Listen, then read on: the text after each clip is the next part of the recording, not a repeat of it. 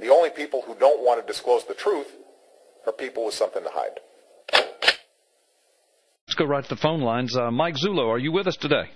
Carl, how are you today? I'm doing great, Mike. It's so good to have you. It's been a long time since we've had you on the show, but I know that you've been up to your eyeballs in alligators over the last several months, and you've been traveling the country as you have been immersed in this now what's turned into a pretty in-depth criminal investigation. But it's good to have you back. Listen, there's a lot of things I'd like to cover in this first segment, so let me begin by let me ask you, just give a general overview for our audience about where you are, what's going on, what it is that you're doing. And I'm saying that because there are people that are still, just now tuning into all of this stuff. I mean, all over the internet. We've got people coming to the P.P. Simmons News and Ministry Network all the time that are coming across our stuff on this, and they're saying, well, I didn't know this.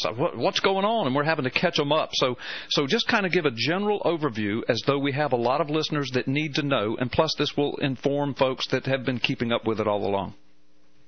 Well, to make it brief, we are continuing a over now 28-month investigation conducted by the Maricopa County Sheriff's Office under the direction of Sheriff Joseph Arpaio, looking into allegations that the birth certificate of President Barack Obama that was released by the White House back in 2011 is in fact fraudulent.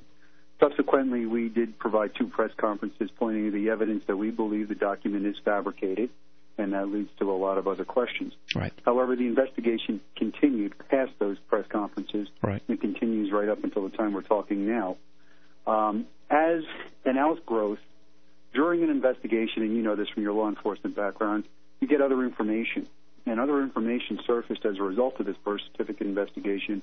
Right. That has now prompted Sheriff Arpaio to open up a second investigation. And this is a criminal investigation into other matters that I am not at privilege to discuss openly yet, but I can tell you that when the Sheriff's Office is finished, that they will be compelling, they will be mind-blowing, and they will be disconcerting. Yeah, I know. The little bit that I know of it is absolutely astounding. Earth-shattering is what I said. Universe-shattering is a word that you've used, and then the word you just used.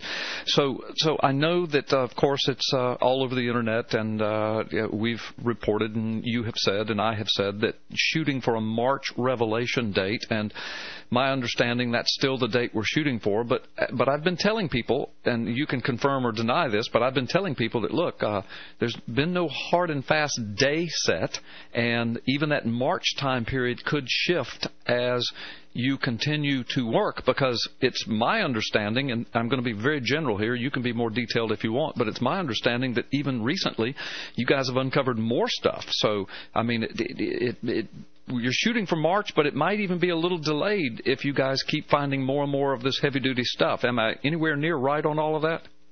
You're correct, Carl. I don't know how this is all going to play out. I know that the criminal investigation that we're working on now, Sheriff Arpaio has dedicated resources and 2 full-time Maricopa County Sheriff's Office detectives, and these are seasoned pros that are working this.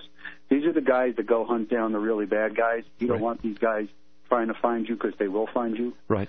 And I can only tell you that it's fluid, it's evolving, and it's very intense. Right. And there may be, and I haven't discussed it with Sheriff Arpaio yet, but right now, and I'm only putting it out there as a possibility, there may be actually 2 events. There may be an event held specifically for the new findings and revelations of the birth certificate that will hands down destroy any argument trying to allege that it's a credible document. And there may be a different, press conference, if you will, relating to this criminal investigation. Right. Even though they are simultaneously running, the Sheriff's Office resources that have been dedicated now are to the criminal investigation on matters I can't disclose to you. Right. Right. Okay. And listen, I mean, who am I? I'm not giving you advice, but just listening to what you're saying, that sounds like there's some great wisdom in that by dealing with the 2 separately as you bring these things forward. Because even though the birth certificate issue, I think, is hugely constitutional and perhaps criminal, and it goes to the fabric of who we are as a nation. But in your investigation into that, it led into all of these other avenues that are deeply, deeply criminal, and we know that for sure now. And so it really did open up two branches of investigation. So it might set better with the public and be more palatable and understandable if you do kind of present them each separately. I don't know. Am I making sense? You are, and what it is my work with the birth certificate still goes on, and that is totally being absorbed by the Posse organization. Right. And I am here assisting on the criminal investigation with Maricopa County detectives. That's the way it's going to be. Sheriff Arpaio felt that this was the best way right. to utilize resources and asked me if I would assist going forward. And it's not going to be clear to the listening public until they understand the whole picture, which I'm not at liberty to discuss. Right. But even though they're separate, they're running in tandem. Right. I agree. It's difficult for some folks to grasp, and I'm not talking down to those folks because they don't know what we know, but as soon as they do know what we know, then I believe they'll understand exactly why you're doing it the way you're doing it. So would you then agree that when you get to the birth certificate issue, that case, that's really a done deal? I mean, I'm going to use this word. I've used it many times, but all of the people out there who have been marginalized and the pejorative has been tagged upon them as birthers. But what you're saying is those birthers, we're not talking about the people where Obama is born, because you have not done that. But we're talking about people who've said there's something wrong with this birth certificate. It's just not right. And you're saying to those people, you guys were 100% right all along. You have been vindicated. Is that correct? As this is unfolding, and the birth certificate matter will be concluded the day the sheriff decides to make the announcement. This is still ongoing, but I could tell you that if I was a betting man, I would bet the farm that this outcome, when it's going to be revealed, is going to be, hands down, that thing was fraudulently created for the intent and purpose to defraud. Right. And that's the key. That's why I say that it is hugely important, even though the Obama operatives and the Obama bots and the leftist media have tried to marginalize that. They've tagged the pejorative on it. They've called everybody like me and others who have just raised their eyebrows when this thing was put up on the White House website and said, that doesn't look right, that doesn't smell right. Immediately we were tagged as birthers and wingnuts and tinfoil hat-wearing conspiracy theorists. But what you're saying is, and what I've been telling people is, wait till it comes out, because you were right. Something was bad wrong with it. And that, for the purpose of defrauding the American people, I mean, that in and of itself is earth-shattering to me, Mike. I don't know that that's ever been done in the history of the United States before. Well, it hasn't, Carl, and if you combine that aspect with the investigation that is ongoing on the criminal side of this, right, it will be universe-shattering. I know. I know. Let me hush. I'm just about said too much. Well, listen. We've got about 3 minutes before break, and we can even talk about this on the other side if we run out of time. But let's go ahead and broach this topic. So, I know the Obama bots are going crazy. They want desperately to know what you know. They want to know what I know. They want to know the evidence that you have. And, of course, you're not going to reveal that, and I'm not going to reveal that.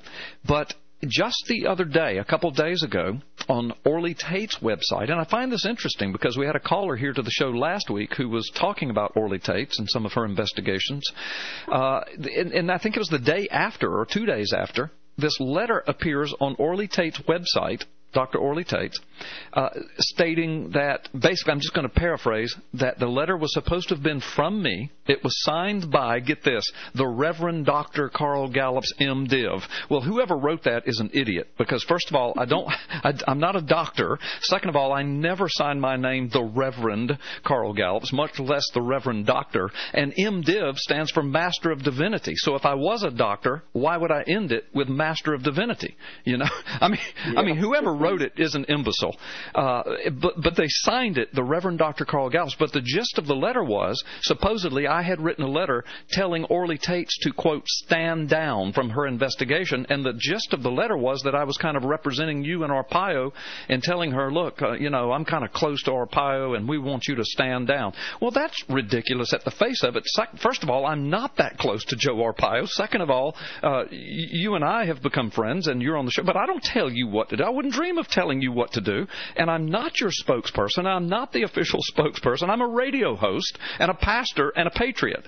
So the whole letter was just screwy, but she thought I sent it, so she put it up there. In the meantime, Orly and I've talked, and I've written a letter, and she posted it by there wherein I confirmed I did not write the letter. But what do you make of that? Is that panic on the part of the Obots?